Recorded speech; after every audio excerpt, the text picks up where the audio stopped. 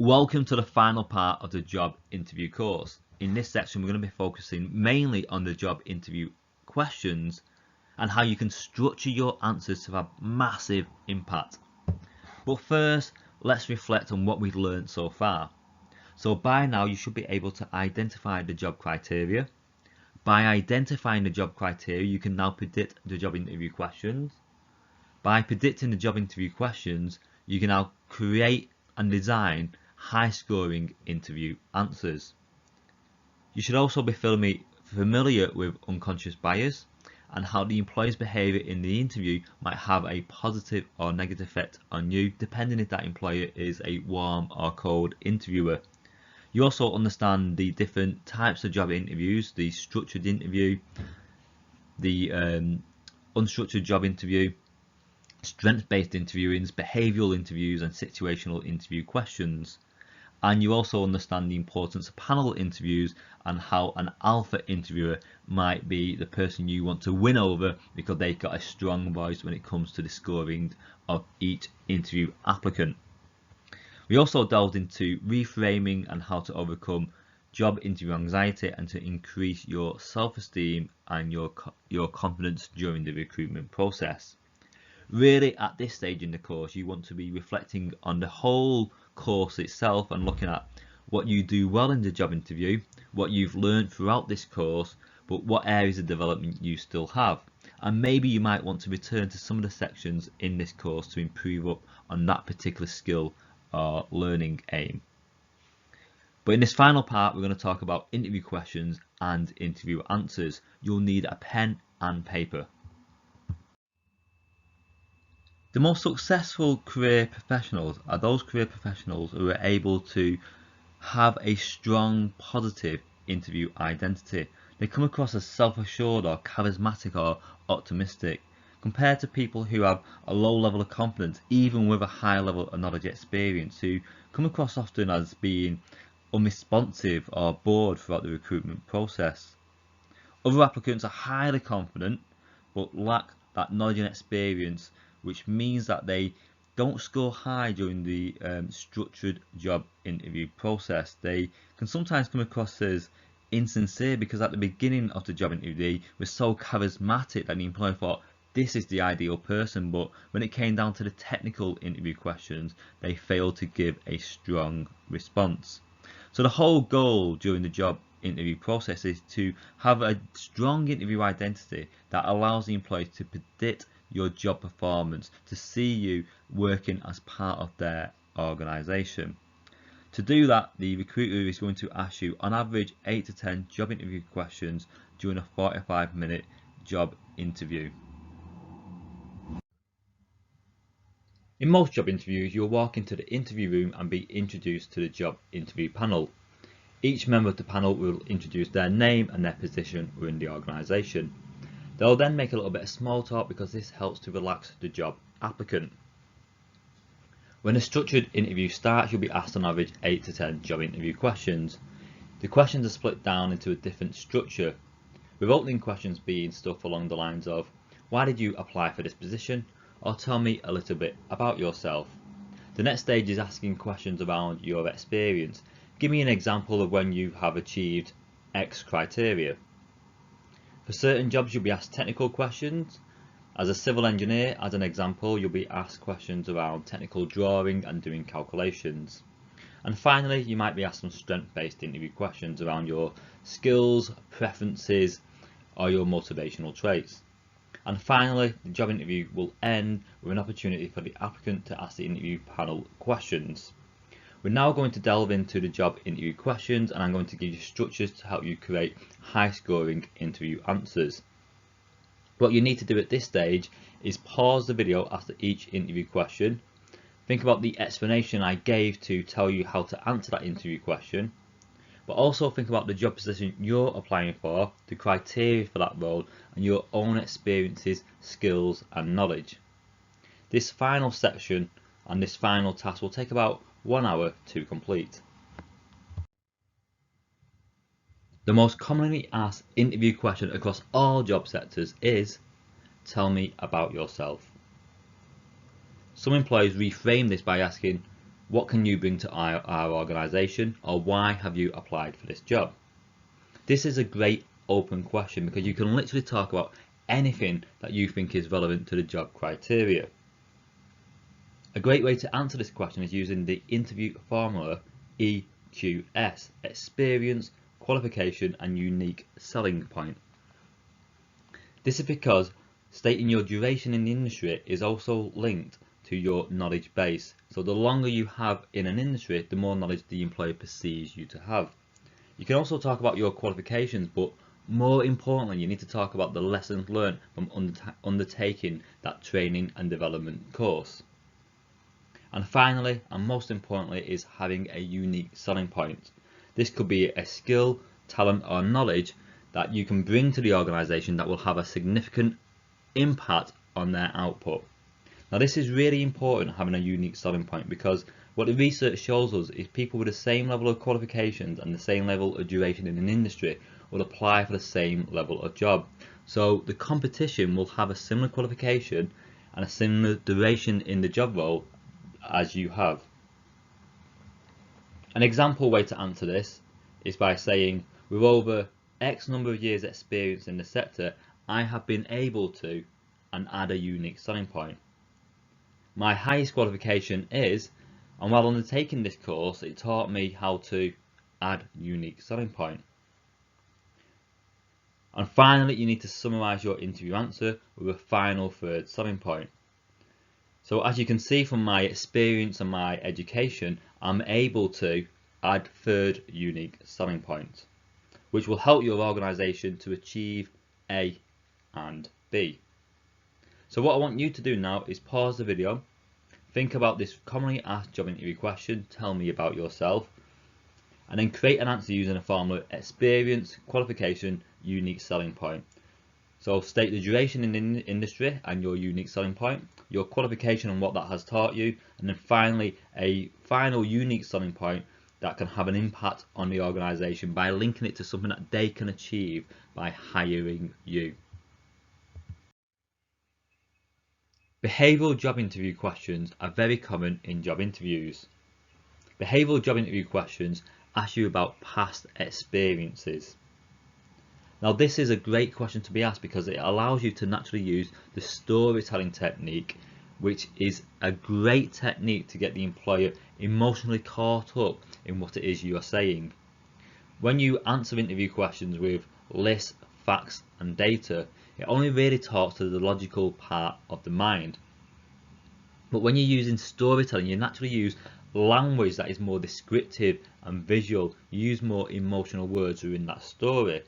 This allows the employer to imagine you in the situation that you are describing, so they feel the pain that you was going through if you was trying to overcome a problem, and they feel the joy that you gain at the end of that story when you achieve your desired outcome. Behavioural job interview questions include stuff like, give me an example of working in a team. When have you ever worked with stakeholders? What experience do you have in sales? To answer behavioural job interview questions, you can use the interview formula PAO: problem, action and outcome. So what you first want to do is describe the situation and the problem you were facing. And what you want to explain to the employer is the importance of that particular situation and problem. So as an example, if it's a sales target problem, what would happen if you didn't achieve those sales? Was the organisation at the stage where if the staff didn't achieve the sales, it was going to start making redundancies? This creates the story to be more emotional, because all stories go through two things: the pain of the situation and then the pleasure of the positive outcome. So first explain the situation and the barrier you were facing. The main part of the story is the hero's journey. So you in this situation are the hero and you need to tell the journey. And in terms of the interview answer, your journey is the actions that you took to achieve the desired outcome. So what you want to do here is be very descriptive. What most people do is just say, I did A, B and C. But really, there's often a lot more to it than that. So initially, when you face a problem, you have to brainstorm different ideas. And with each idea, you often analyze that idea to look at the risk versus the outcome. There is a problem-solving technique where you're facing different difficulties, and at some point you choose which idea is most suitable and create an action plan or an operational plan or a development plan depending on your particular role and industry. And also you have to often, in most roles, encourage colleagues, managers or stakeholders to back up your idea and to implement your processes that you are putting in place. And then finally there is the hard work of actually doing the job in hand. So what you want to do here is be very descriptive in the whole process, from the conceptual idea stage to creating the plans and then to putting the plans into practice. Finally, you need to tell people the positive outcome. So what happened when you solve that problem? What happened when you achieve your targets or achieve the goals or the company objective? So the best way to answer this is, when working at X organisation, Y happened. So add the specific problem, which could have resulted in Z. To solve the problem, I, and then go through the 5 or 6 different steps that you went through, including the idea stage, the planning stage, the operational stage, and the final end of that project. The how would you job interview questions are situational job interview questions. How would you do X in my organisation? Now I've got a great technique for you here. The idea is to reference industry related models and theories. Referencing industry related theories and models during the job interview process highlights a high level of sector knowledge, as only a professional will possess that level of insight. Also, mentioning models and theories talks to the analytical part of the brain. The interviewer can now reference and cross-reference your answer against the criteria on the job interview scorecard. But what you can also do is flip that around and give an example to back up your knowledge and experience theory. By stating the example, you are now talking to the emotional part of the brain. So with this particular interview answer, you talk to the logical and the emotional part of the brain. And because you're talking about a theory and then how you put that theory into practice, you're actually mentioning each of the job criteria for that particular question twice. So one way to answer this interview question is saying, in such a situation, I would use, and then explain the model. And explain the model in a step-by-step process. And an example of using that model is when, and then use the storytelling technique from the previous interview answer. So some great models to talk about across all job sectors is the time management model. In actual fact, a lot of employers will ask you, how do you manage your time? And you can talk about the time management model, which is the level of urgency for a task versus the level of importance. Now that creates a grid of 4 squares, and the idea is whatever task is put in each of the individual squares, depending on the level of urgency and importance, helps you to decide which task you should complete first and which tasks you can complete later on. There are lots of different models that are generic across all job sectors. What you want to be doing is starting to research these potential models and theories and then implementing them into your job interview answer, because highly skilled people always reference models and theories. So to be seen as highly skilled, you can also reference the same models and theories.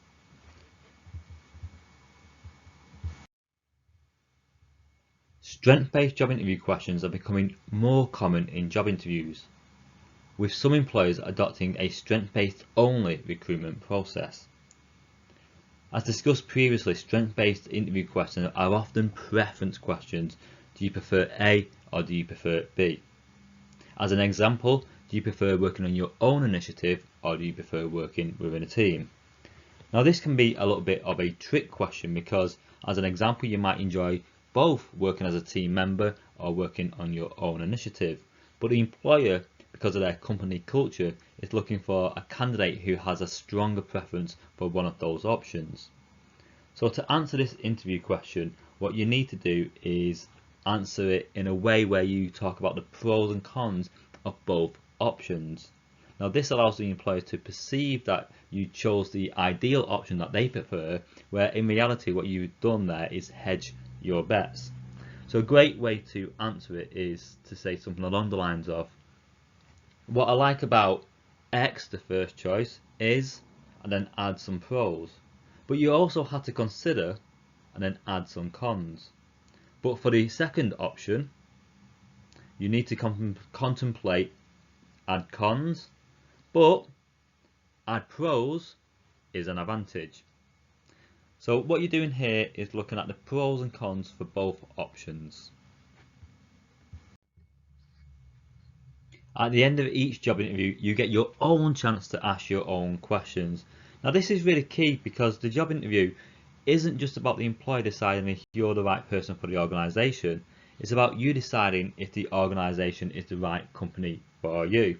You know, working in a job is a big step because you spend a third of your week in that workplace. You really want to be finding an organisation, a company culture that is ideal for you as a person, something that matches your personal values, your personal motivational traits and your personal career objective. So don't waste this opportunity. One of the problems we find is people just ask the same boring questions. So obviously in your first job interview you really want to stay away from asking questions about the salary. The salary will either be on the job advert, or if it's an organisation where you're going to negotiate your salary, that will be done in the second or third job interview. What you want to do really is ask interview questions that will impress the employer, questions that other people don't normally ask. So some examples could be, how will you measure the success of the person in this position? That question will really get the employers to think. And they'll often say, oh, great question, I've not really thought about that before. This changes the power balance. And when applicants has asked me these hard-hitting questions in job interviews, I've been really impressed by them. It's made me rethink about their whole interview process and the scoring allocations to each of their job interview answers. Another great example would be, what are some of the challenges you expect the person in this position to face? Or you might ask, can you describe a typical day or week in this job? Or, what is the company culture like and why do you like working here? A really good question to ask though is about the duration of current and past employees, because if their company have a high turnover of staff, there's a reason for that. And what you're looking for when you're trying to find, a job for life, even though that doesn't happen too much these days, is finding an organisation that really support and develop their staff so the staff stay in that position for a long time. So you might just ask something like, how long did the previous person in this role hold the position? So it doesn't really matter what job interview questions you ask, but you kind of want to ask some unique ones that other people aren't likely to have asked during that recruitment process. This allows you to stand out while gathering enough information to help you decide if you want to take the offered position or not. As well as these commonly asked job interview questions, you need to be looking at sector specific job interview questions. On employmentking.co.uk, go into the search bar and put in your job role. As an example, that might be warehouse manager in Amazon, or it might be civil engineer. On the Employment King website, it will come up with a list of different interview questions related to that particular job role, and it will also give you example answers or templates for you to use. But the goal here is to help you to create a positive job interview identity, one of the identities that are more likely to be guaranteed a job offer compared to the other identities. And you need to do that by having a high level of perceived knowledge and experience and a high level of confidence in the job interview itself. Einstein said the definition of insanity is doing the same thing over and over and over again but expecting a different result. This job interview course has been designed to help you to think about the job interview from a new perspective, to think about your own interview identity. The techniques from this course have been based on research around the recruitment process. Research has shown us how first impressions created by the interviewee's communication, appearance and confidence levels affects the interviewer's judgment. Confidence, often highlighted through self-promotion, is seen as a positive in the job interview. Confidence, which improves likability, will increase the prospect of a successful interview.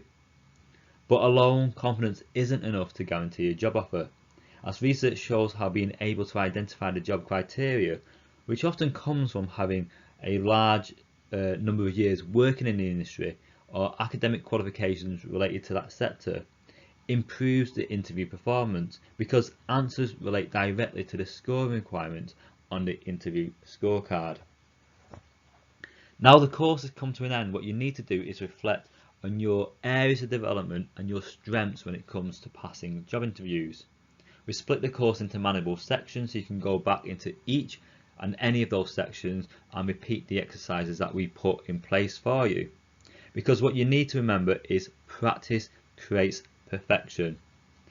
Going into the job interview with no practice often ends in a negative result.